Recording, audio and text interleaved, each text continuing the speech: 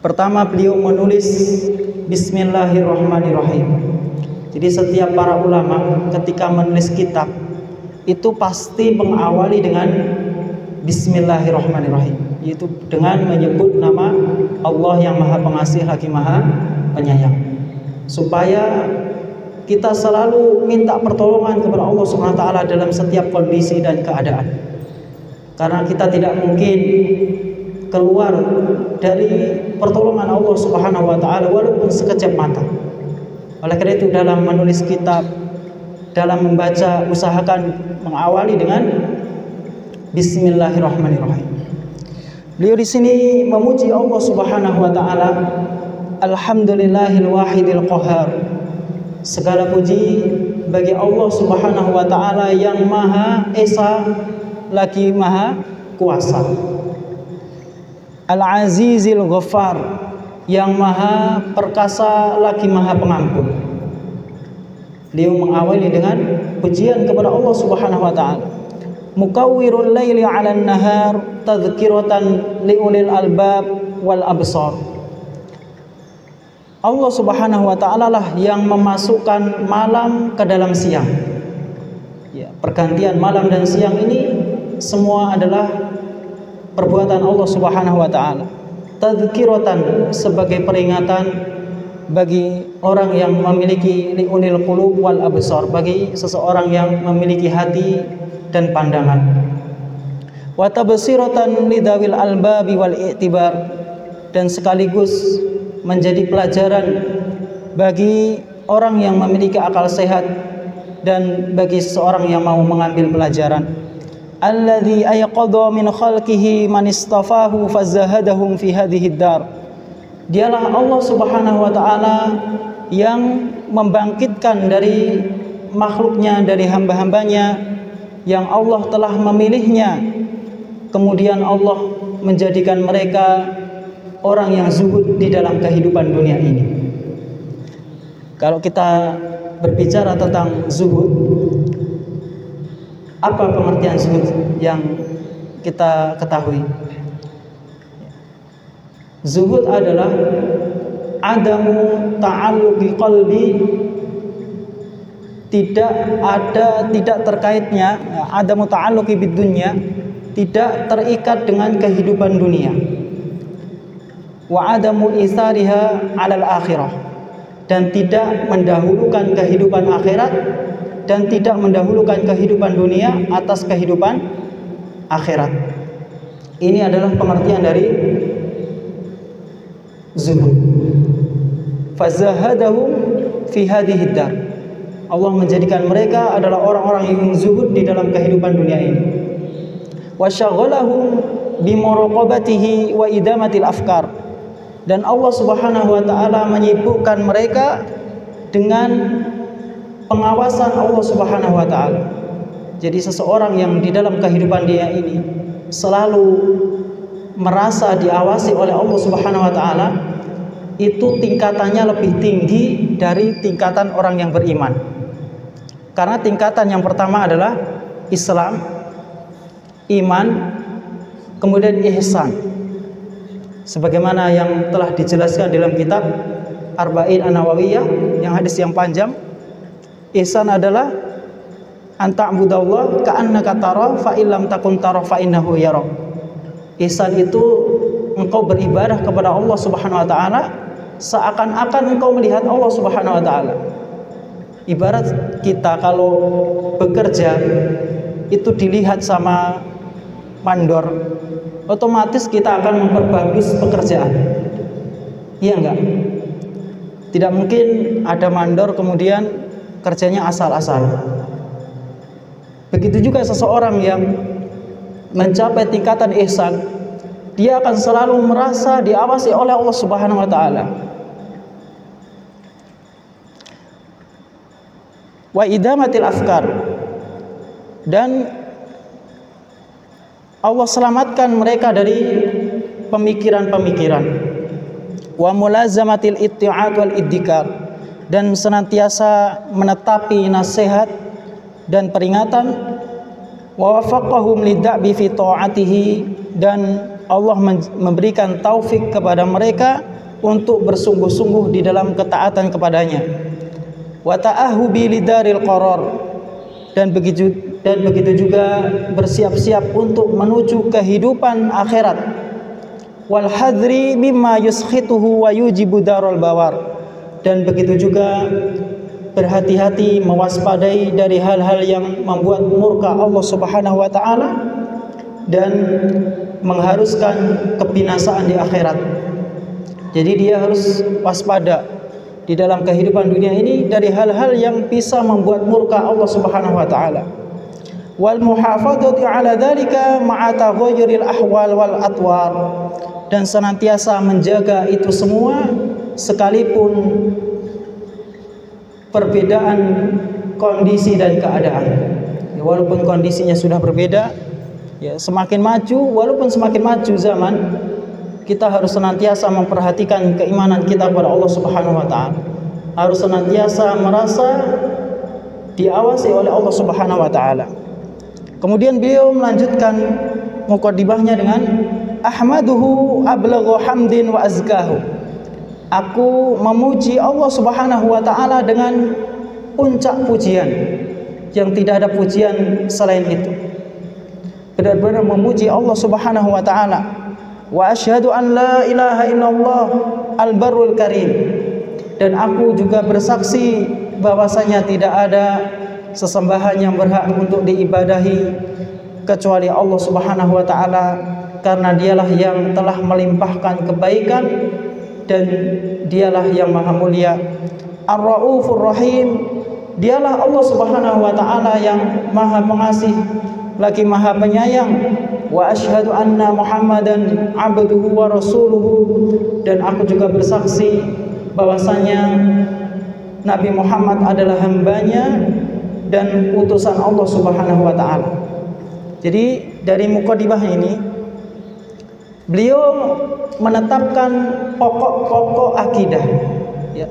Pertama dengan memuji Allah Subhanahu wa taala, kemudian yang kedua dengan mengakui bahwasanya tidak ada sesembahan yang berhak untuk diibadahi kecuali Allah Subhanahu wa taala. Inilah keyakinan yang harus kita bawa sampai meninggal dunia. Sesembahan di dunia ini banyak, akan tetapi yang berhak untuk kita ibadahi adalah hanya Allah Subhanahu wa taala. Kita meminta pertolongan hanya kepada Allah Subhanahu wa taala.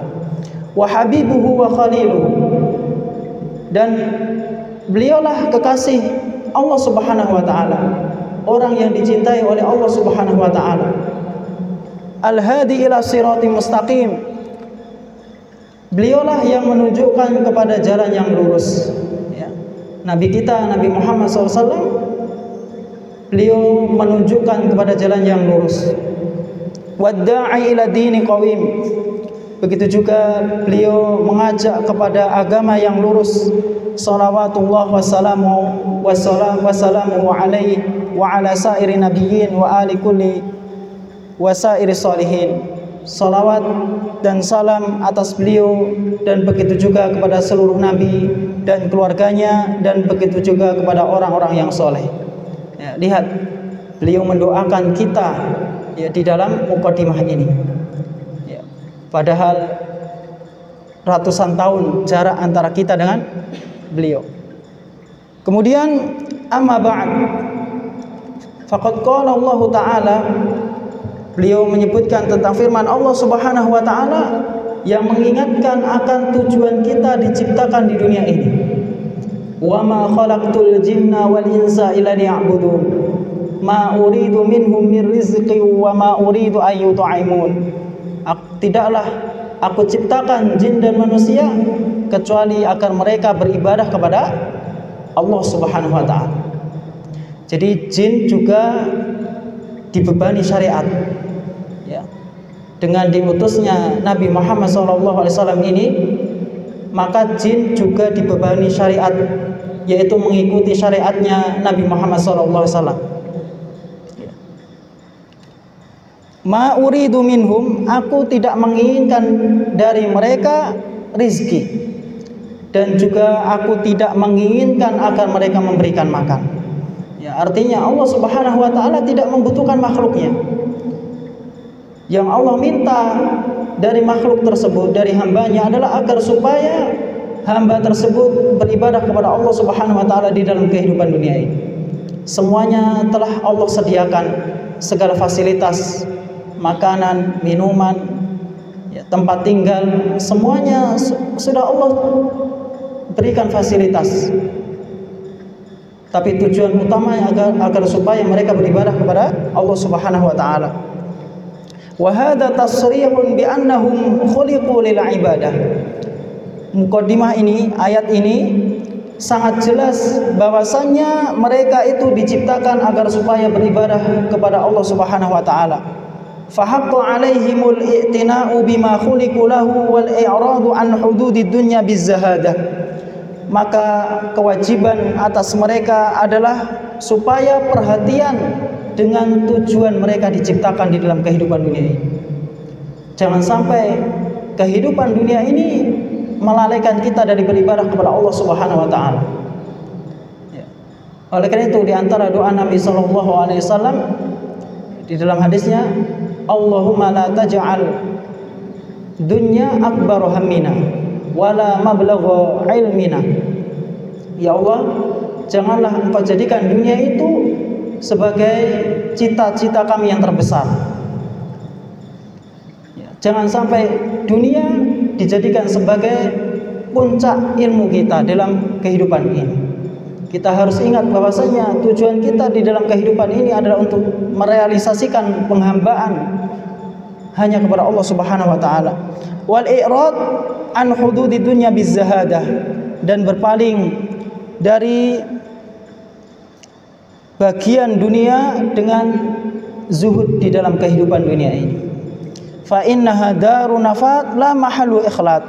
Karena kehidupan dunia ini adalah negeri yang akan pergi, zahab, akan pergi dan akan sirna, bukan tempat yang kekal selama-lamanya. Wa markabu ubur, dan dunia itu sebagai kendaraan yang akan menyampaikan ke kehidupan akhirat. Dunia itu bagaikan kendaraan. Kemudian la manzilu hubur, bukanlah tempat untuk bersenang-senang. Ya. Wa masya'u infisam, dan begitu juga dunia itu akan selesai, akan berakhir. La mautinu dawam, dunia bukanlah tempat yang kekal dan abadi. Walihadza kana ayqadu min ahliha humul ubbad. Oleh karena itu seseorang yang memiliki pengetahuan, orang yang memiliki akal yang sebenarnya adalah yang mereka orang-orang yang beribadah kepada Allah Subhanahu wa taala di dalam kehidupan dunia ini. Ubbad adalah orang-orang yang beribadah kepada Allah Subhanahu wa taala. Wa aqalun nasi fiha humul zuhad. Dan manusia yang paling berakal di dalam kehidupan dunia ini adalah mereka adalah orang-orang yang zuhud di dalam kehidupan dunia. Ya. Tidak ada keterikatan dengan kehidupan dunia dan selalu mendahulukan kehidupan akhirat. Ini adalah pengertian dari zuhud. Kemudian beliau membawakan firman Allah Subhanahu wa taala, "Innama masalul hayatid dunya kama in anzalnahu minas sama fakhtarata bihi nabatul ardi mimma ya'kulun nasu wal an'amu hatta idza akhadhatil ardu zukhrufaha wa zayyanat wa dhanna ahluha annahum qadiruna 'alayha ataha amruna laylan aw nahara faja'alnaha hasidan ka'an lam taghna bil ams kadzalika nufassirul ayati liqaumin yatafakkarun."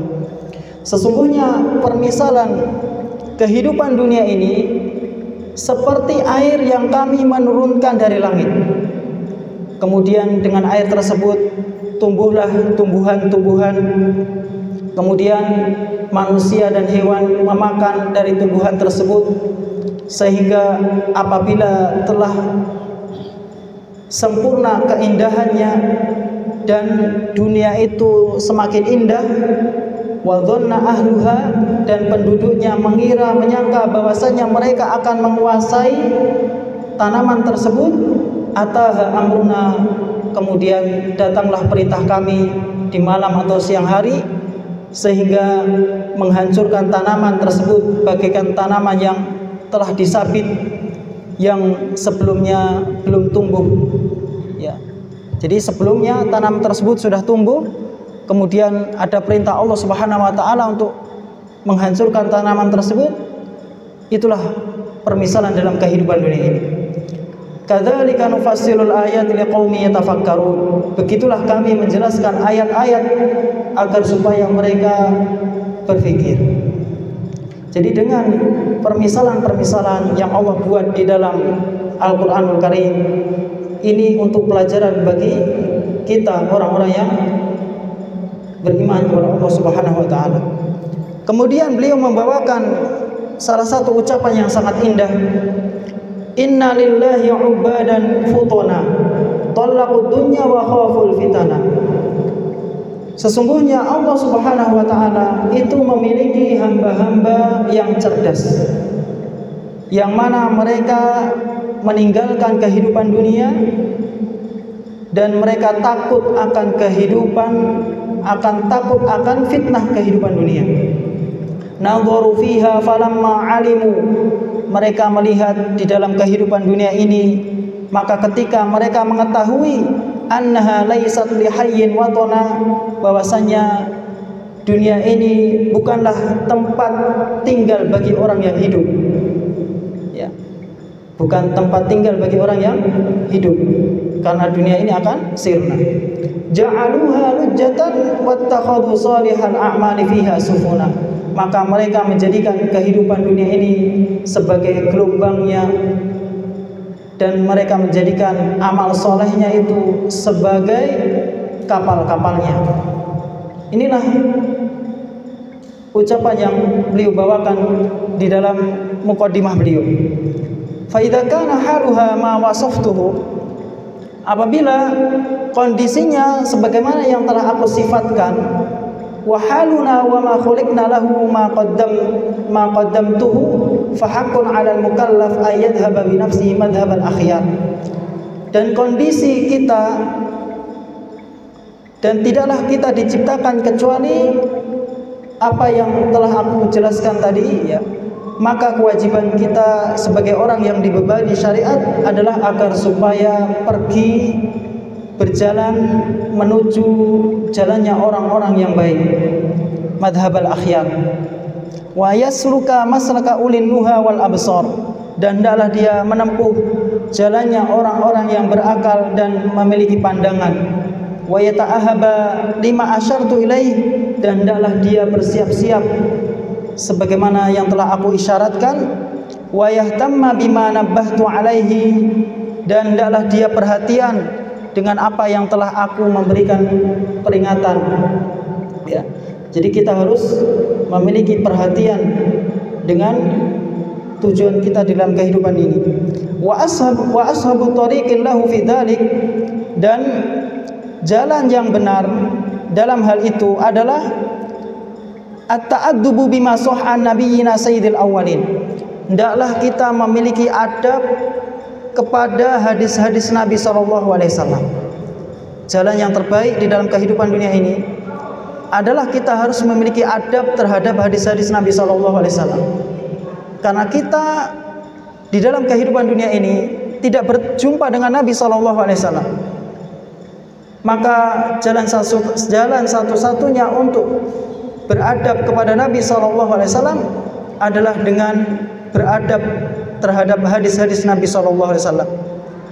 Karena ya, hadis-hadis Nabi SAW adalah warisan yang mahal, warisan yang mahal.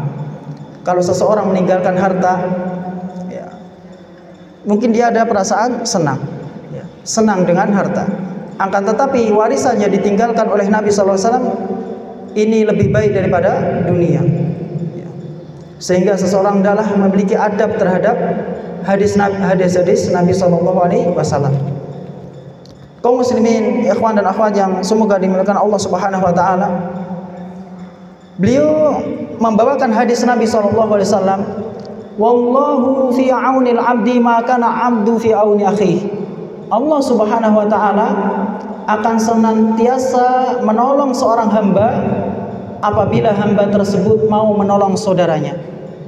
Ini hadis yang diriwayatkan oleh Imam Muslim di dalam kitabnya, kitab Sahih Muslim. Jadi ketika kita melihat saudara kita membutuhkan bantuan di jalan misalnya, amalkan hadis ini. Karena berbeda ketika kita menolong orang lain tapi tidak didasari dengan hadis-hadis Nabi SAW, maka tingkatan pahalanya berbeda. Tapi apabila seseorang ketika melihat saudaranya membutuhkan bantuan, kemudian dia mengamalkan hadis ini, maka pahalanya lebih besar dibandingkan hanya sekedar menolong, atau mungkin dia beranggapan nanti supaya ditolong oleh orang lain. Tentu berbeda tingkatan pahalanya. Kemudian beliau juga membawakan hadis Nabi SAW, man dalla ala khairin falahu ajru fa'ili. Barang siapa yang menunjukkan kepada kebaikan, maka baginya pahala orang yang melakukan kebaikan. Ya.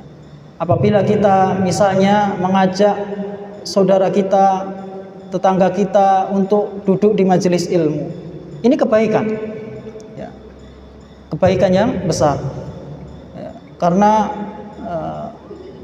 majtama'a qaumun fi baitin min buyutillah yatluna kitaballah wa yatadarasunahu bainahum illa nazalat alaihimus sakinah wa ghasyiyatuhumur rahmah wa dzakarahumullahu fi man 'indah. Tidaklah suatu kaum duduk di rumah di antara rumah-rumah Allah Subhanahu wa taala, kemudian mereka mempelajari ayat-ayat Allah SWT, kemudian mereka akan dinaungi oleh para malaikat. Ghasyiyatuhumur rahmah, akan dinaungi oleh malaikat, akan mendapatkan ketenangan dan akan disebut oleh Allah SWT di sisinya. Ini keutamaan yang besar. Ketika seseorang mau mengajak saudaranya untuk duduk di majelis ilmu, maka ketika saudara tersebut mengamalkan apa yang dia dapatkan dari majelis ilmu, maka dia akan mendapatkan pahala dari saudaranya. Ini besar, ya. Ya. Kemudian hadis yang lain, man da'a ila huda kana lahu minal ajri mithlu ujuri man tabi'ahu la yanqusu dzalika min ujurihim syai'a. Barang siapa yang dia mengajak kepada petunjuk, maka baginya pahala seperti pahala orang yang mengikutinya dan tidak mengurangi pahala mereka sedikit pun. Semakin banyak orang yang mendapatkan petunjuk dari penjelasan-penjelasan kita, maka akan semakin banyak pahala yang kita dapatkan. Ini keutamaan yang sangat besar. Misalnya kita mengingatkan saudara kita untuk sholat 5 waktu di masjid, ini besar pahalanya. Besar pahalanya, tentu dengan cara yang baik, dalam mengingatkan, dalam mengajak saudara kita untuk sholat. Ikhwan dan akhwat yang semoga dimuliakan Allah Subhanahu wa taala, kaum muslimin, Bapak Ibu yang semoga dimuliakan Allah Subhanahu wa taala. Kemudian dalam hadis yang lain, Rasulullah SAW bersabda, fa wallahi la ayahdiyallahu bika rajulan wahidan khairul laka min humrin na'am.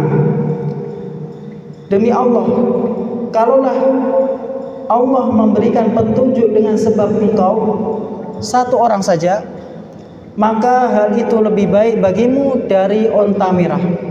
Ya, onta merah adalah onta yang mahal, ya, di kalangan bangsa Arab.